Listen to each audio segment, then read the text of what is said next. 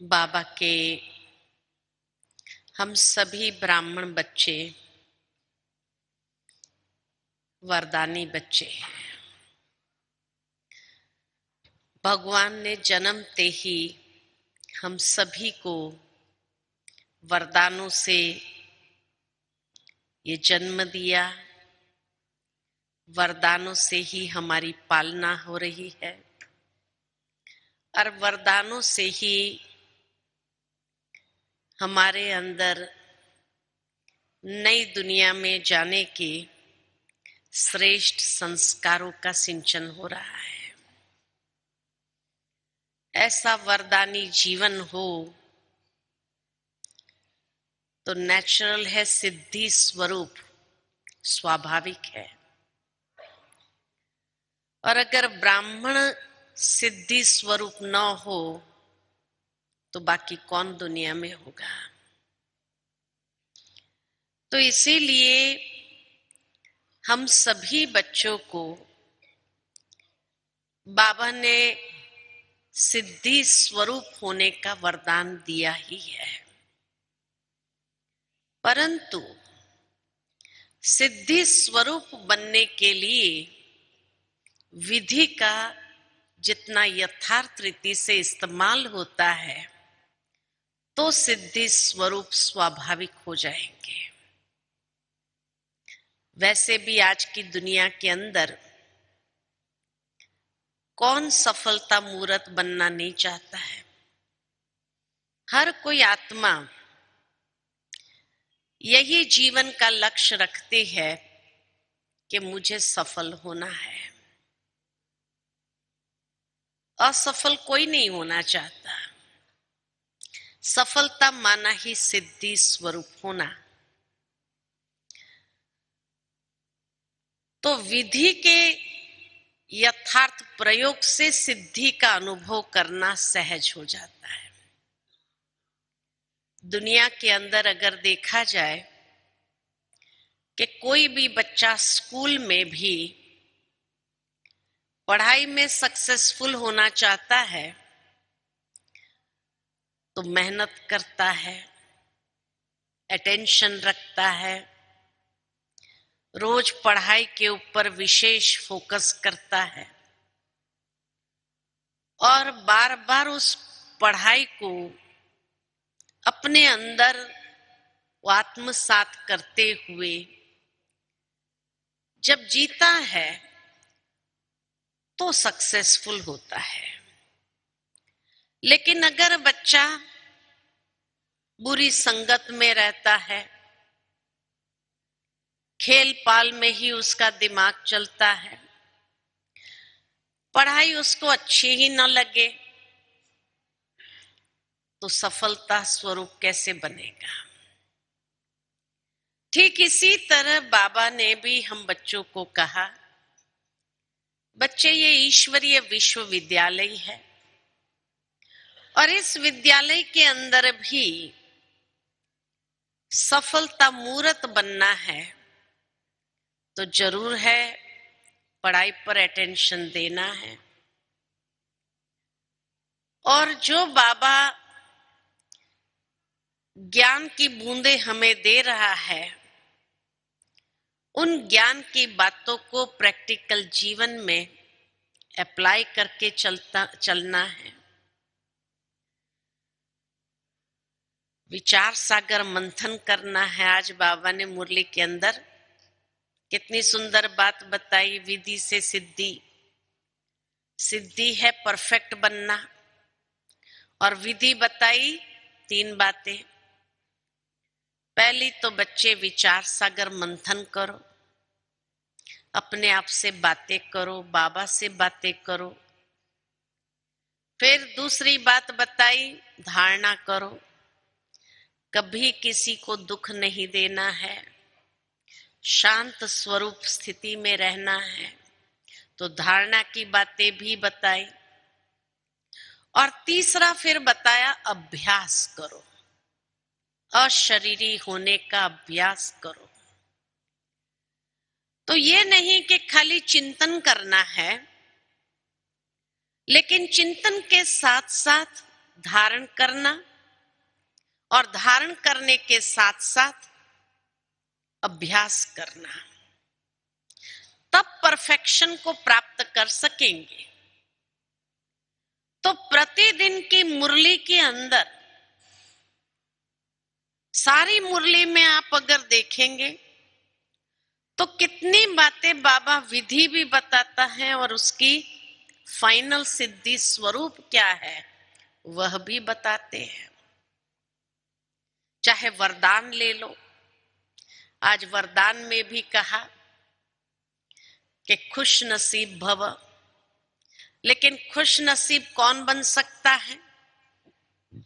जिसके झूले के दोनों रस्सी बराबर हो। कौन सी रस्सी बताई? याद और सेवा। ये रस्सी बराबर होनी चाहिए, तब आप खुश नसीब भव बन सकते हैं। तो प्रतिदिन की मुरली के अंदर, चाहे क्वेश्चन आंसर हो, चाहे वरदान हो, स्लोगन हो, या बीच की सारी मुरली हो, उस मुरली के अंदर बाबा अनेक प्रकार की बातें बताता है कि ये विधि है, ये सिद्धि है। कभी सिद्धि पहले बता देता है और उस सिद्धि को प्राप्त करने की ये विधि है। लेकिन उसके लिए इतना अटेंशन से हमें पढ़ाई पढ़नी पड़े तो क्लियर हो कि हाँ, ये विधि से ये सिद्धि स्वरूप, और ये मुझे जरूर अचीव करना है कि नहीं? देखो, शास्त्रों के अंदर भी कितनी सुंदर कथाएं दुनिया वालों ने भी बनाई है कि शिव जी का बेटा गणेश जी दिखाया विघ्न विनाशक, और उस गणेश जी की दो पत्नियां रिद्धि और सिद्धि, और दो बच्चे शुभ और लाभ, है ना? वास्तव में तो देखा जाए तो ये ब्राह्मण जीवन है। हम सभी शिव बाबा के बच्चे हैं ही हैं। और गणेश जी माना जिसका बड़ा दिमाग है, अर्थात ज्ञान की हर बात को यथार्थ रीति अप्लाई करना, और इसीलिए उसकी दो पत्नी दिखाई रिद्धि और सिद्धि, अर्थात यथार्थ विधि से सिद्धि स्वरूप बनना।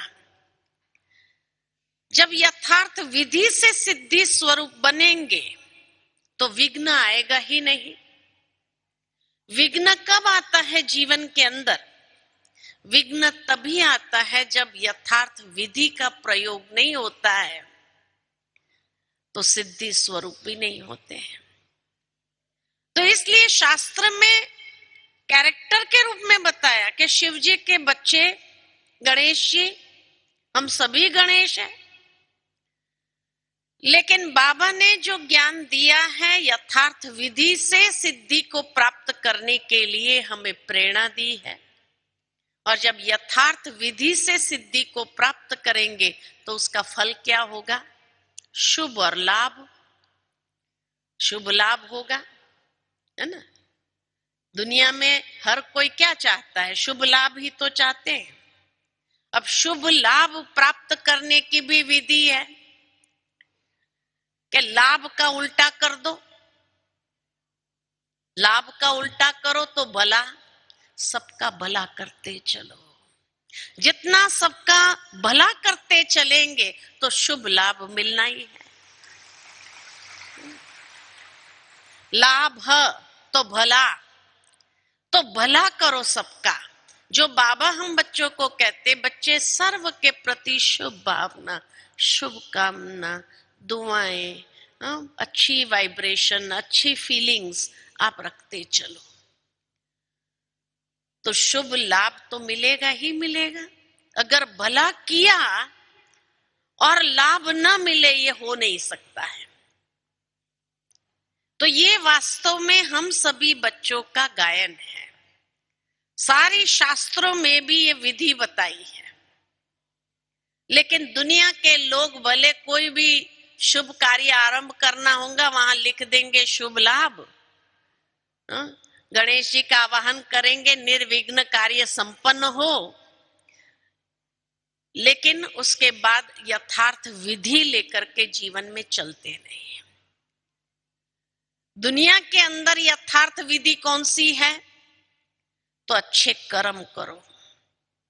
बाबा भी हम बच्चों को कहते जितने आपके अच्छे कर्म है, श्रेष्ठ कर्म है, ये यथार्थ विधि है। साथ ही साथ हमारी मनसा बहुत ऊंची होनी चाहिए। मनसा में शुद्धता होनी चाहिए। जैसे हमारी प्यारी जानकी दादी हमेशा कहती थी, नियत साफ तो मुराद हासिल। इंटेंशंस बहुत स्वच्छ होने चाहिए, शुभ होने चाहिए।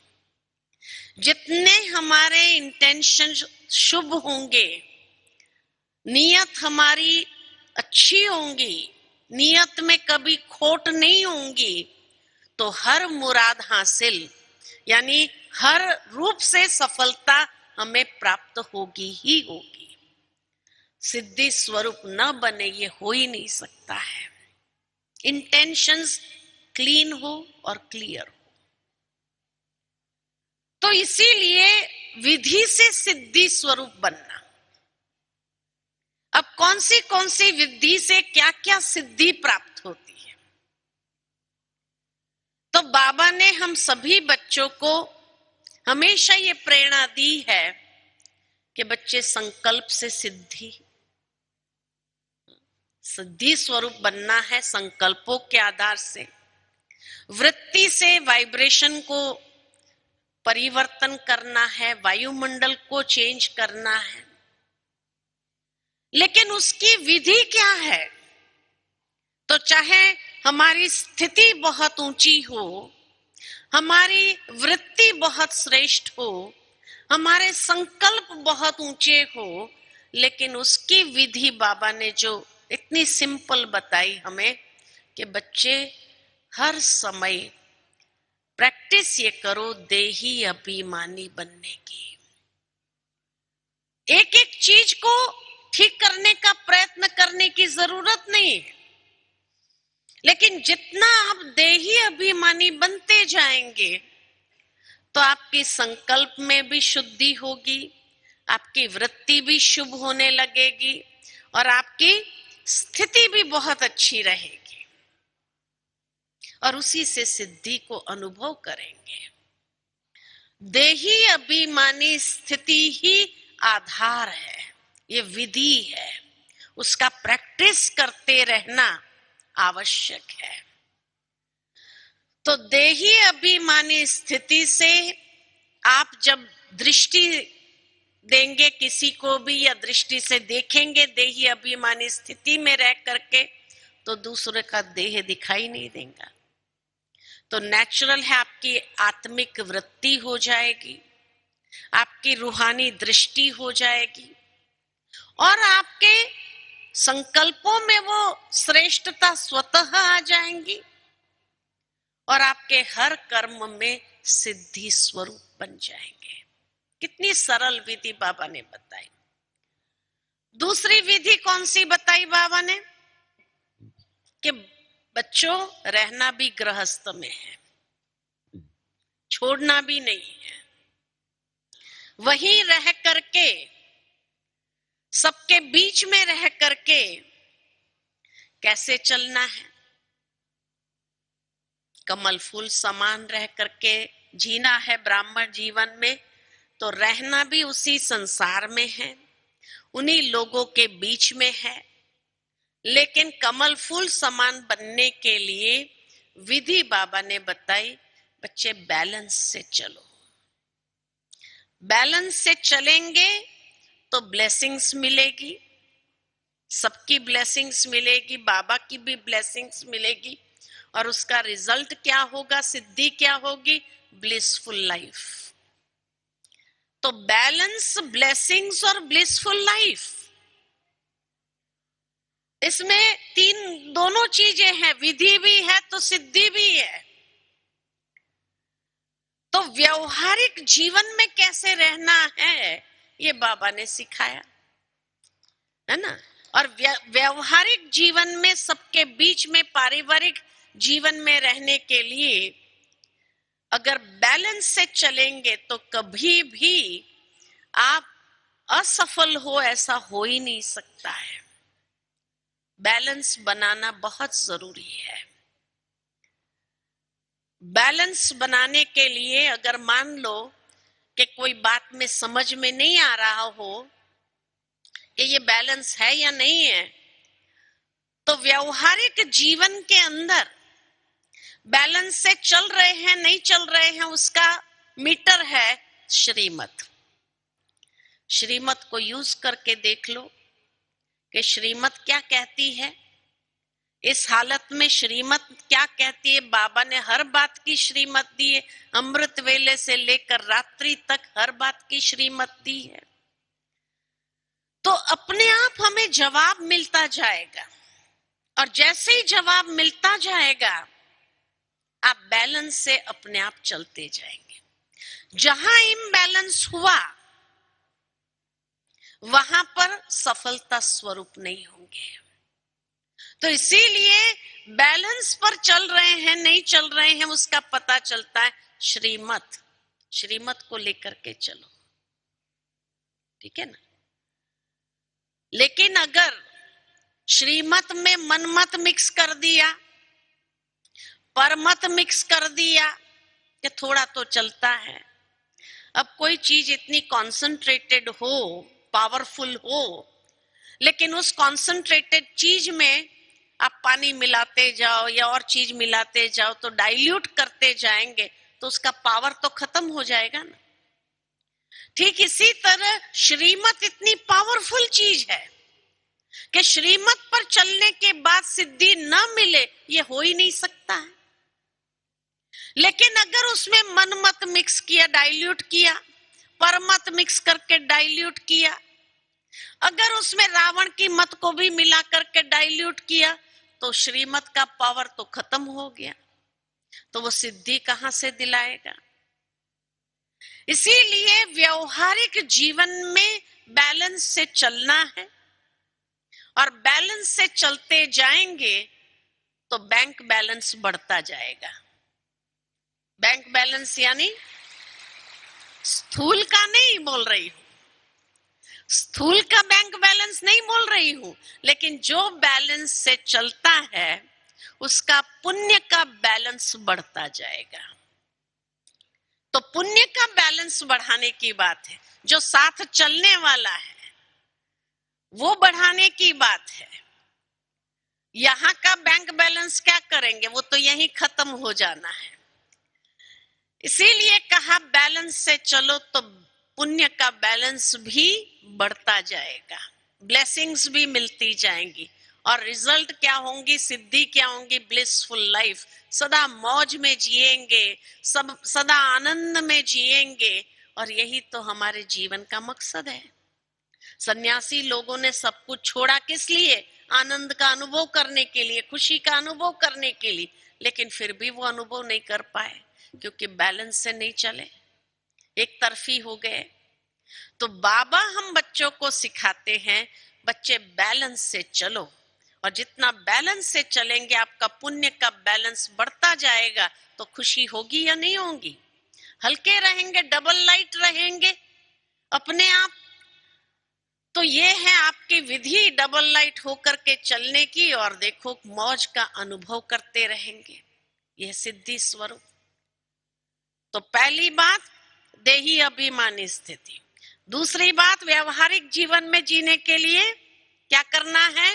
बैलेंस से चलना है, और बैलेंस से चल रहे नहीं चल रहे हैं। तीसरी बात श्रीमत मीटर है ना। तो श्रीमत को लेकर के चलो।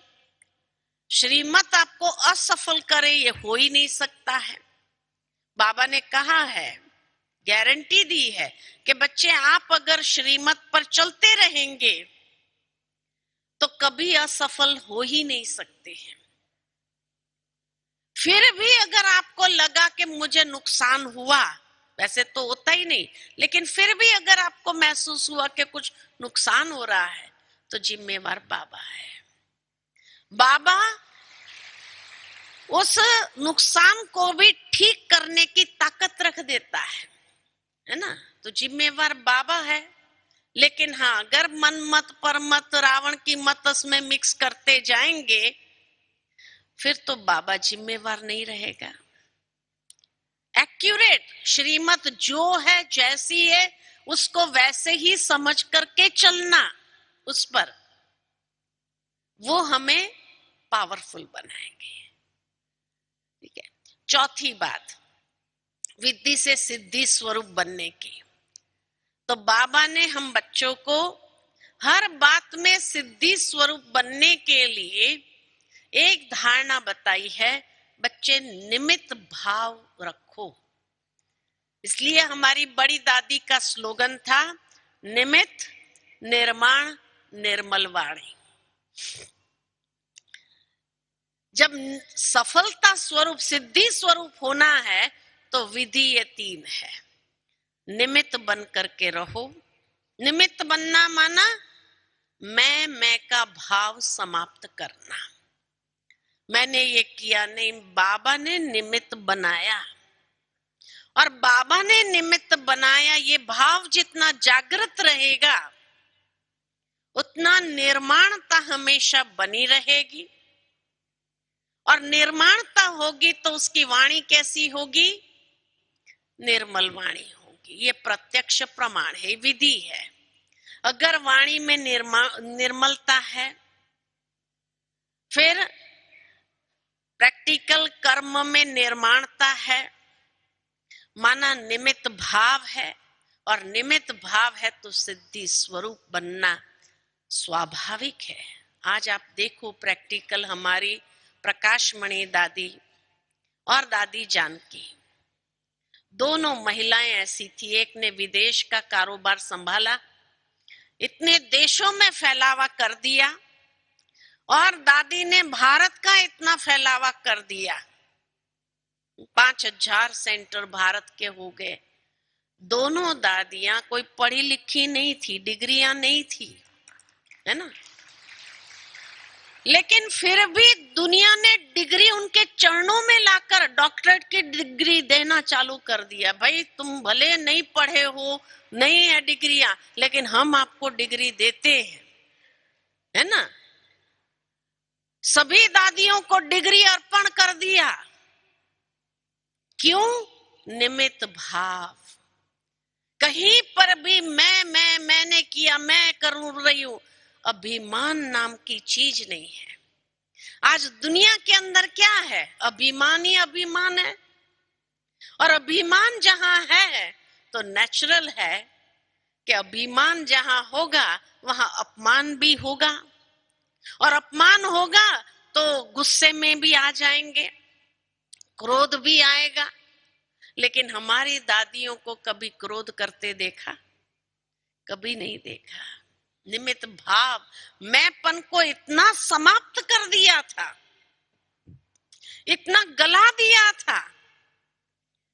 चाहे सारी दादियां जब थी, दादियों का जो फोटो मिलता है देखने को कि इतनी दादियां थी, झुंड में थी, लेकिन कभी उनका डिफरेंस ऑफ ओपिनियन नहीं हुआ, ऐसा तो नहीं हो सकता। इंसान है, डिफरेंस ऑफ ओपिनियन, हर एक की सोच अपनी अपनी, तो डिफरेंस ऑफ ओपिनियन जरूर था। कभी कोई बात में हो भी जाए लेकिन सॉल्यूशन एक ही था, और वो था श्रीमत बाबा, है ना, वो था श्रीमत और बाबा। तो जहां मैंपन समाप्त, बाबा बाबा आ गया, श्रीमत ये कहती है तो सारे डिफरेंस ऑफ ओपिनियन समाप्त होकर के एकता सहज बन जाती थी। आज दुनिया के अंदर देखो, कोई भी ऑर्गेनाइजेशन की एस्टैब्लिशमेंट होने के बाद, उस स्थापक के जाने के बाद कितनी फूट पड़ जाती है, कितने उसमें मतांतर हो जाते हैं। बाबा के जाने के बाद दादियों में इतनी यूनिटी से आज 87 साल हो गए, फिर भी उतनी ही यूनिटी से चलते रहे। क्यों? क्यों? संस्थापक के जाने के बाद भी दादियों में कभी लड़ाई नहीं हुई, कभी आपस में मतभेद में आकर के तनातनी हो गई, ऐसा कभी नहीं हुआ, क्योंकि उनका मैंपन ही नहीं था। मैं कह रही हूं यही नहीं था। बाबा कराने वाला करा रहा है, बाबा ने निमित्त बनाया है, बाबा जो कराएगा सही कराएगा। सभी दादियों के मुख से एक ही बात, अरे जब ब्रह्मा बाबा ने शरीर छोड़ा और दादी दीदी निमित्त बने, तो दादी दीदी निमित्त बने, लेकिन उनके लिए कहा यह जाता था यज्ञ के अंदर, 2 शरीर आत्मा एक, 2 शरीर आत्मा एक। जो दादी ने कहा वही दीदी ने कहा, जो दीदी ने कहा वही दादी ने कहा।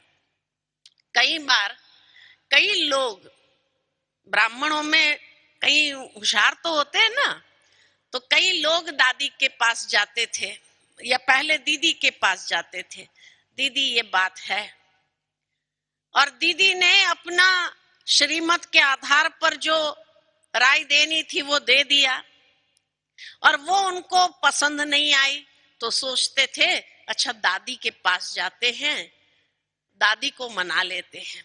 तो दादी के पास जाते थे, दादी भी वही जवाब देती थी, जबकि फिजिकल कम्युनिकेशन नहीं होता था दोनों के बीच में, लेकिन जो दीदी ने कहा होता था वही दादी भी कहती थी। माना दादी को मना ही नहीं सकते थे, और मनाने जाते थे तो दादी श्रीमत को ले आती थी, बाबा ये कहता है, बाबा ने ऐसे चलाया है हमको, बाबा ऐसा कहता है। तो अपने आप, इसीलिए यज्ञ के अंदर ये कहा जाता था कि 2 शरीर आत्मा एक, जो इसने सोचा वही उसने भी सोचा। इतनी मेंटल फ्रीक्वेंसी की ट्यूनिंग। अब सोचो, नहीं तो दीदी माता थी, दादी कन्या थी, है ना। दीदी तो एकदम पढ़ी लिखी नहीं थी, दादी तो फिर भी 10th क्लास तक गई थी, पढ़ाई किया था, लेकिन उसके बावजूद भी इतनी मेंटल फ्रीक्वेंसी की ट्यूनिंग होती थी। तो कैसे? तो यही कि निमित्त भाव, निर्माणता और निर्मल वाणी। कभी दादी दीदी को भी गुस्सा करते नहीं देखा यज्ञ में। जो पालना किया, आज इतने यज्ञ वत्सों को ब्रह्मा बाबा के हर आचरण पर चलाया, खाली ब्रह्मचर्य पर चलाया नहीं। सन्यासी लोग खाली अपने शिष्य को ब्रह्मचर्य की प्रेरणा दे सकते हैं, बाकी गृहस्थ में रहने वालों को किसी को दिया हो तो बताओ, कोई नहीं दे सकता है। और यहाँ लाखों परिवार ब्रह्मचारी बना दिया ये दादियों ने, बाबा ने। बाबा की जो शिक्षा थी वो बाबा ने ये दादियों के अंदर इतना कूट कूट के भरा था कि दादियों ने अपने जीवन और अपने क्लासेस के माध्यम से या जिस भी तरह की पालना दे करके लाखों परिवार को ब्रह्मचारी बना दिया।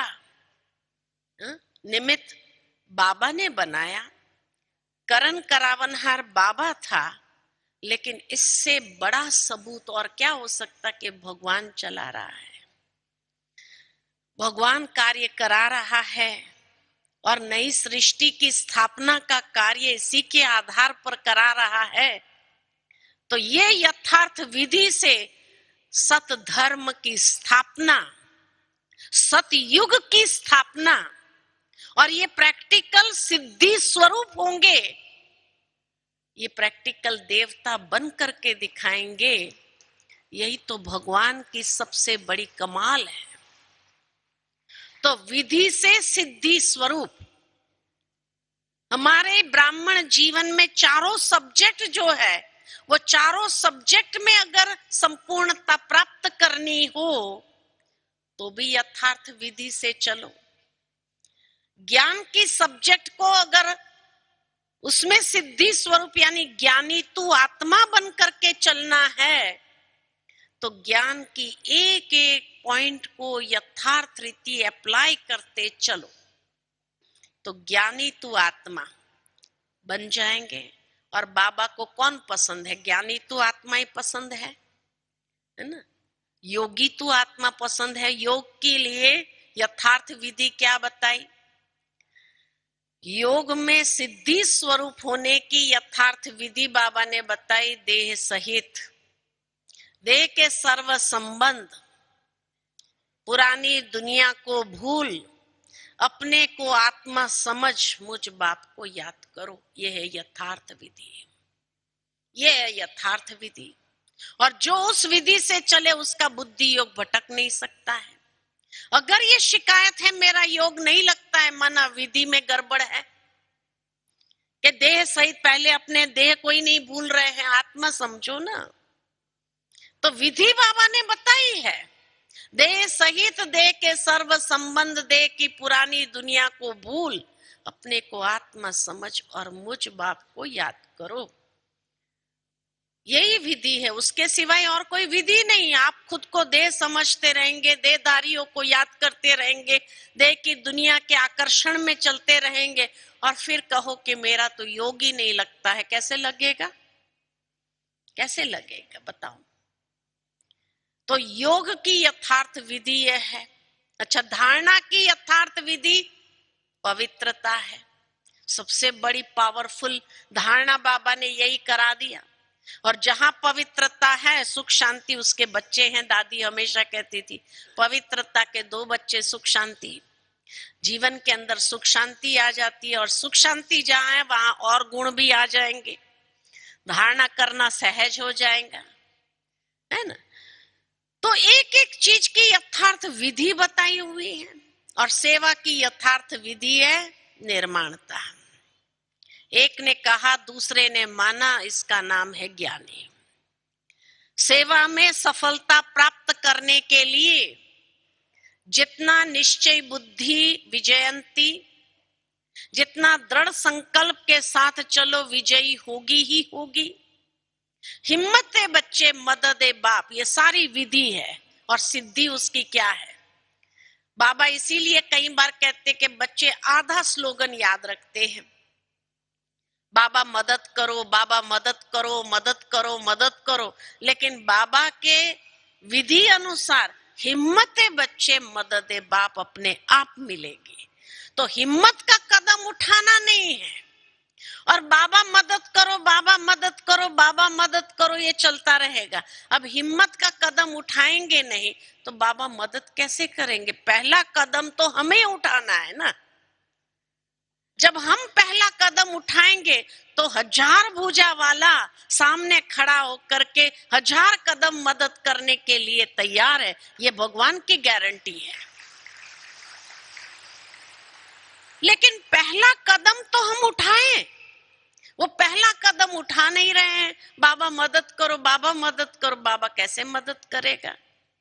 एक कदम उठाओ, फिर 1000 भुजा वाला मददगार है ही है। ये हो नहीं सकता कि मददगार, भगवान की मदद न अनुभव हो, ये हो नहीं सकता है।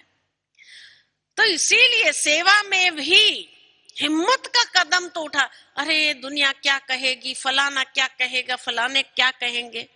मुझे याद आता है कि जब पहली बार यज्ञ से विदेश सेवा के लिए जब 5 भाई बहने गए थे, 5 भाई बहने, उसमें डॉक्टर निर्मला दीदी, रमेश भाई, उषा बहन और एक बहन और एक भाई थे। ऐसे 5 लोग गए थे। जगदीश भाई और एक बहन थी। तो 5 लोग जब गए, हाँ शीलेंद्रा दादी गई थी साथ में। तो ये 5 लोग गए थे, रमेश भाई, जगदीश भाई, उषा बहन, निर्मला दीदी और शीलेंद्रा दादी। तो जब पहली बार गए तो बाबा से छुट्टी लिया स्टेज पर कि बाबा इस तरह से विदेश सेवा के लिए जा रहे हैं। तो बाबा ने उनको कहा कि भले जाओ, लेकिन एक बात याद रखना, जब भी कहीं पर भी सेवा के लिए जाओ, बाबा को याद करके घर से निकलना, बाबा को याद करके घर से निकलना और सेवा पर जाना। तो ये लोग जब अमेरिका की सेवा पर पहले पहले गए तो फिर वहां पर कोई फ्लैट लिया और फ्लैट में रहने लगे। तो जैसे बाबा ने कहा था वैसे जो है बाबा को याद करके निकलते थे। अब एक दिन कोई काम के कारण जल्दी करो, जल्दी पहुंचना पड़ेगा, अभी टाइम हो गया है, जल्दी करो। तो जल्दी जल्दी तैयार होकर के निकल करके बाहर आ गए। अब जब बाहर आ गए तो मना फ्लैट में थे ऊपर, तो नीचे आ गए। अब नीचे आ गए तो देखा कि चाबी रह गई या चाबी छूट गई। फिर ऊपर गए चाबी लेने के लिए, फिर नीचे आए तो देखा अरे कागज ही भूल गए। फिर ऊपर गए, फिर दूसरा कुछ हुआ, तीसरा। तो कहा भाई ऐसा क्यों हो रहा है, एक तो लेट हो रहे हैं और फिर एक एक चीज भूल रहे हैं, ऐसा क्यों हो रहे हैं। तो उतने में बाबा ने शिलेंद्र दादी की रस्सी खींची, ऊपर गई बाबा के पास। तो बाबा को कहा बाबा एक एक चीज भूलते जा रहे हैं, ऐसा क्यों हो रहा है, और एक तो जल्दी जाना है, लेट हो गया है। तो बाबा ने कहा कि बाबा ने ये श्रीमत दी थी कि बाबा के कमरे में 2 मिनट बैठ करके बाबा को साथ ले करके जाना तो सफलता मिलेगी सेवा में। तो बाबा के कमरे में बैठे थे तो याद आया, फिर सारे के सारे ऊपर गए, बाबा के कमरे में बैठे, फिर निकले। तो कहने का भावार्थ आज भी बाबा के ये महावाक्य खाली उन पहले ग्रुप दादियों के लिए था ऐसे नहीं, लेकिन आज भी हम कहीं भी सेवा के लिए निकलते हैं, आप देखेंगे कि अगर बाबा के कमरे में 2 मिनट भी आप बैठो, खड़े रहो चाहे तो, और बाबा को कहो बाबा चलो अभी आप साथ में, तो बाबा को साथ लेकर के जब चलते हैं तो सेवा में सफलता न मिले ऐसा हो ही नहीं सकता है। लेकिन जहां जल्दी करो और फिर बाबा के कमरे में भी खड़े नहीं रहे, बाबा के कमरे में बैठे भी नहीं 2 मिनट, बिना बाबा को लिए गए, तो सफलता मिलती है? नहीं मिलती, वो काम होता ही नहीं है, वो काम होता ही नहीं है। तो इसीलिए बाबा को लेकर चलो ना। जब बाबा को लेकर के चलेंगे, बाबा को याद करेंगे, तो जरूर है सफलता न मिले ये हो ही नहीं सकती है। तो हमारे चारों सब्जेक्ट का सफलता प्राप्त करने की हर एक सब्जेक्ट की विधि बाबा ने जरूर बताई है, परंतु धीरे धीरे जैसे कलयुग का प्रभाव बढ़ता जाता है ना, तो रिद्धि सिद्धि का भी क्या होता है, संचार होता है। और इसीलिए आज की दुनिया के हिसाब से कई लोग सोचते हैं कि भाई सफलता प्राप्त करने के लिए ये व्यक्ति बीच में अड़चन डाल रहा है, इसको हटाना चाहिए, तो कहीं ना कहीं जादू मंत्र तंत्र ये सब कराना शुरू करते हैं। अब ये सब कराने से क्या मिलेगा? टेम्पररी अगर कोई सफलता मिल भी जाए, लेकिन उसकी कर्मों की गुह्य गति को समझा है?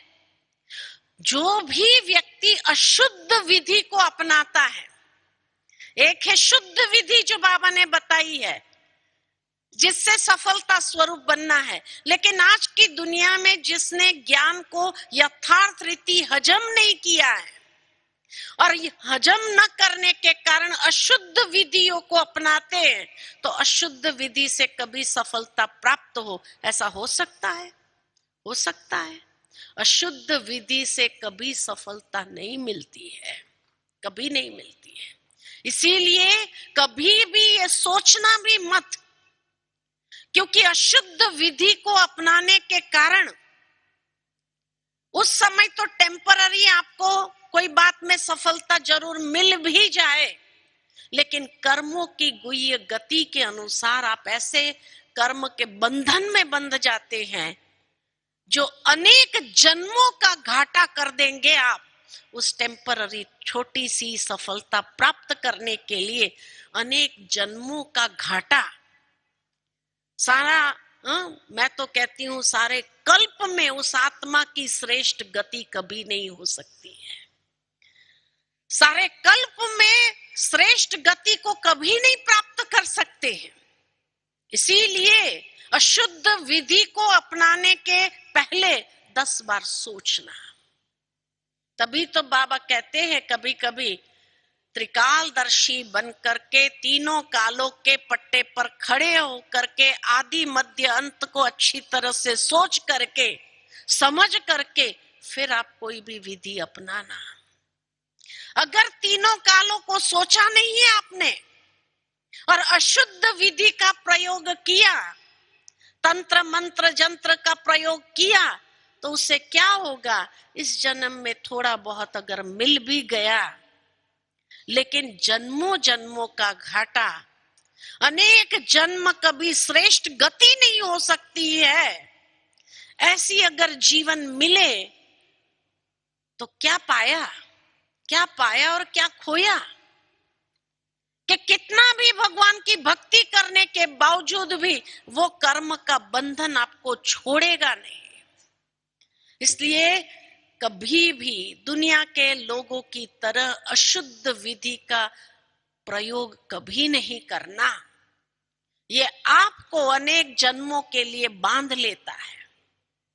जैसे दुनिया में ये कहा जाता है कि जो ये तांत्रिक विद्या को अपनाता है, तो तांत्रिक विद्या को अपनाने वाले कोई ना कोई आत्मा को वशीभूत करते हैं और वशीभूत करके उनके द्वारा वो कार्य सिद्ध कराते हैं।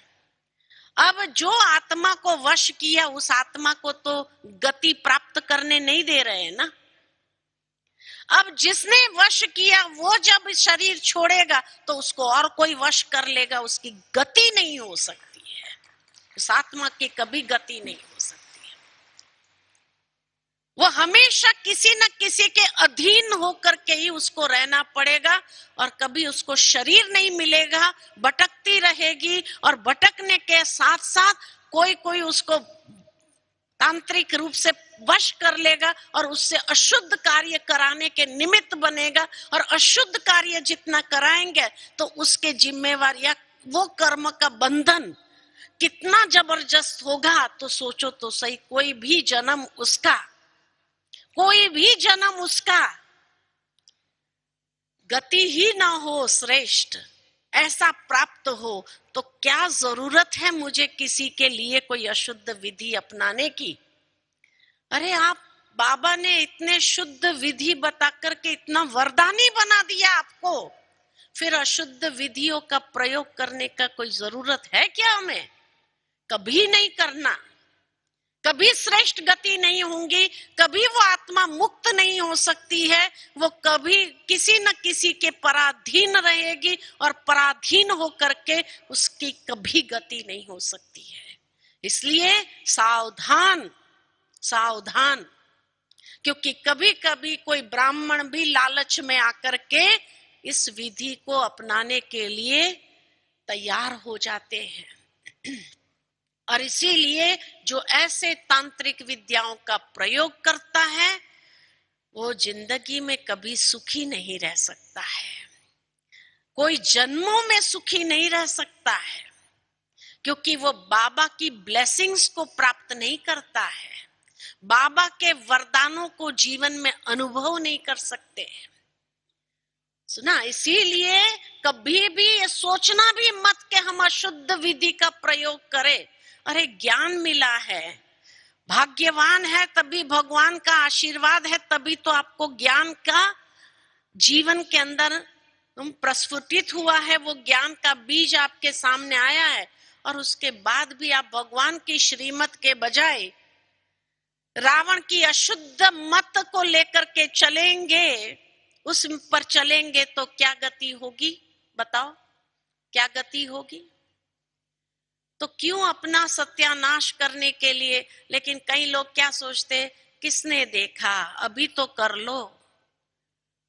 लेकिन ये कर्मों की गुह्य गति बाबा ने समझाई हुई है, तीनों कालों को अच्छी तरह से समझाया हुआ है।